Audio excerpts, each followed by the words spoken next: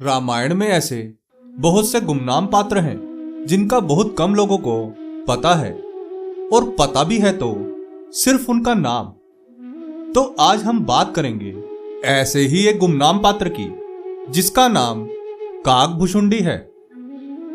यह तो हम सबको पता है कि वह एक कौवा था और चिरंजीवी है, पर आखिर कौन है काकभुशुंडी और क्या है उनकी कहानी?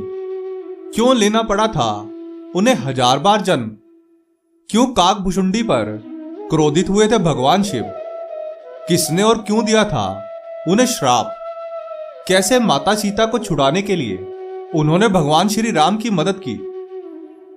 इस वीडियो को अंत तक अवश्य देखिए, क्योंकि इस वीडियो में हम आपको बताने वाले हैं काकभुशुंडी के बारे में, जो कि विष्णु जी के 7वें अवतार श्री राम के परम भक्त के रूप में जाने जाते हैं।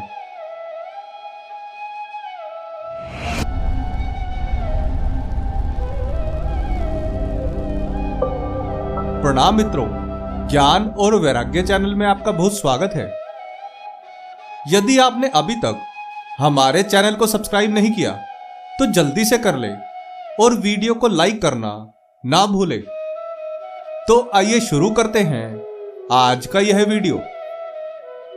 काकभुशुंडी रामचरितमानस के पात्र हैं। गोस्वामी तुलसीदास जी ने रामचरितमानस के उत्तरकांड पाठ में लिखा है कि काकभुशुंडी प्रभु श्री राम के परम भक्त थे। आप सबको पता है कि हमारे 4 युग हैं, सतयुग, त्रेता युग, द्वापर युग और कलयुग। तो जब युगों का चक्रव्यूह चल रहा था तो पूर्व के एक कल्प में कलयुग का समय चल रहा था। उसी समय काकभुशुंडी का जन्म अयोध्यापुरी के एक शूद्र के घर में हुआ। उस जन्म में वे भगवान शिव के इतने बड़े भक्त थे कि वह शिव जी के सिवा किसी और भगवान को नहीं मानते थे। वह सबकी निंदा करते थे। एक बार अयोध्या में अकाल पड़ गया और वे अयोध्या छोड़ उज्जैन चले गए। वहां वह एक दयालु ब्राह्मण की सेवा करने लगे और उनके साथ रहने लगे। प्रसन्न होकर उस ब्राह्मण ने उसे शिव जी का एक मंत्र दे दिया। भगवान शिव का मंत्र पाकर उसका अभिमान और बढ़ गया और वह भगवान विष्णु की हर जगह निंदा करने लगा। इस बात से दुखी होकर उसके गुरु ब्राह्मण ने उसे श्री राम की भक्ति का उपदेश भी दिया। एक बार उस शूद्र ने अहंकारवश शिव जी के मंदिर में अपने ही ब्राह्मण गुरु का अपमान कर दिया। इतना सुनते ही भगवान शिव जी उससे बोले कि हे अधर्मी, तूने हर और हरि में फर्क नहीं समझा। तूने अपने गुरु का अपमान किया है, इसलिए मैं तुझे शाप देता हूं कि तू सर्प की अधर्मी योनि में चला जा और उसके बाद तुझे 1000 योनियों में जाने का श्राप मिलता है। उस शूद्र के गुरु बड़े दयालु थे, तो उन्होंने अपने शूद्र भक्त के लिए शिव जी से उसे माफ करने के लिए प्रार्थना की। गुरु के द्वारा क्षमा याचना करने पर शिव जी बोले कि मेरा श्राप व्यर्थ तो नहीं जाएगा, तो इसलिए इसे 1000 बार जन्म तो लेना पड़ेगा, पर जन्म और मृत्यु पर जो दुख होता है वह इसे नहीं होगा। इसे अपना हर जन्म याद रहेगा और मेरी कृपा से श्री राम के चरणों में भक्त हो जाएगा।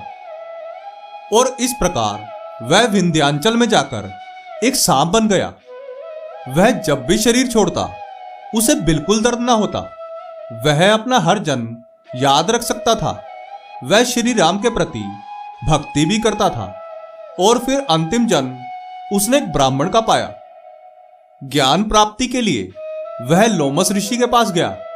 जब लोमस ऋषि उसे ज्ञान देते थे तो वह उनसे अनेक प्रकार के तर्क वितर्क करते थे। इस व्यवहार से तंग आकर लोमस ऋषि ने उसे शाप दिया कि जा तू एक कौवा बन जा। और वे उसी क्षण कौवा बनकर उड़ गए। परंतु उसी क्षण लोमस ऋषि को पश्चाताप हुआ और उन्होंने उसे वापस बुलाया और राम मंत्र दिया और साथ ही साथ इच्छा मृत्यु का वरदान भी दिया। कोवा रूपी शरीर में राम मंत्र पाकर वह काकभुशुंडी के नाम से विख्यात हुआ। अब तो आप जान ही गए होंगे कि क्यों उनका नाम काकभुशुंडी पड़ा। अब हम आपको एक और प्रचलित कथा के बारे में बताते हैं जिसका उल्लेख रामायण में है। आप सब जानते हैं कि काकभुशुंडी परम ज्ञानी राम भक्त थे और यह भी जानते थे कि प्रभु श्री राम स्वयं प्रभु विष्णु जी के अवतार थे। पर उनके अवतार होने पर भी गरुड़ को संशय हो गया था, जिसे काकभुशुंडी ने दूर किया था। असल में एक बार हुआ यह कि जब भगवान श्री राम माता सीता को रावण से बचाने के लिए लंका आए तो रावण के पुत्र मेघनाथ ने उन्हें नागपाश में बांध दिया था। तो देवऋषि नारद के कहने पर उन्होंने श्री राम को नागपाश के सभी नागों को प्रताड़ित करके उन्हें नागपाश से मुक्त किया था। परंतु ऐसा करने के बाद उन्हें संदेह हुआ कि श्री राम तो खुद श्री विष्णु के अवतार हैं, फिर भी स्वयं नागपाश से मुक्त क्यों ना हुए। इस संदेह को दूर करने के लिए नारद जी ने उन्हें श्री ब्रह्मा जी के पास भेजा। ब्रह्मा जी ने भी मुस्कुराते हुए उन्हें शिव जी के पास भेजा और अंत में शिव जी ने उन्हें अपने प्रिय भक्त काकभुशुंडी के पास भेजा। तब काकभुशुंडी ने उन्हें पवित्र श्री राम मंत्र सुनाकर उनके सारे संशय दूर किए। इतना ही नहीं, क्या आप जानते हैं कि काकभुशुंडी ही केवल एक ऐसे प्राणी थे जिन्होंने महाभारत 16 बार और रामायण 11 बार देखी है और जब तक यह पृथ्वी है तब तक वे अमर रहेंगे। यह वरदान भी उन्हें श्री राम द्वारा प्राप्त हुआ था। अपने किसी जन्म में काकभुशुंडी की मुलाकात श्री राम के बाल रूप में हुई।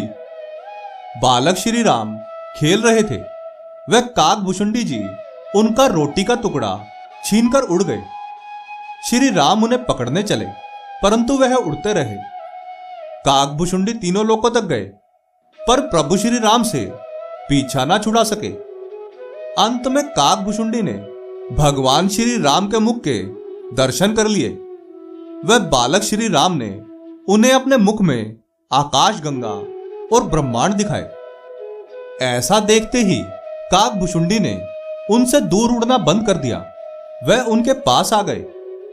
काकभुशुंडी ने श्री राम से क्षमा मांगी।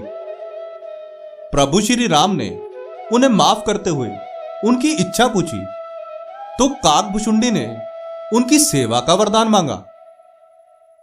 उनके प्रेम व समर्पण से प्रसन्न होकर प्रभु श्री राम ने उन्हें वर दिए कि काल उन्हें नहीं मार सकेगा और वे सदा अमर रहेंगे। अब तो आप सभी को ज्ञात हो गया होगा श्री राम के परम भक्त काकभुशुंडी के बारे में। यदि आपको यह वीडियो अच्छी लगी हो तो वीडियो को लाइक करके हमें प्रोत्साहित जरूर करें। आशा करते हैं कि हमारी प्रस्तुति आपको काफी पसंद आई होगी। आपसे अनुरोध है कि आप इस वीडियो को ज्यादा से ज्यादा लोगों तक पहुंचाने के लिए लाइक, शेयर और सब्सक्राइब करें। धन्यवाद।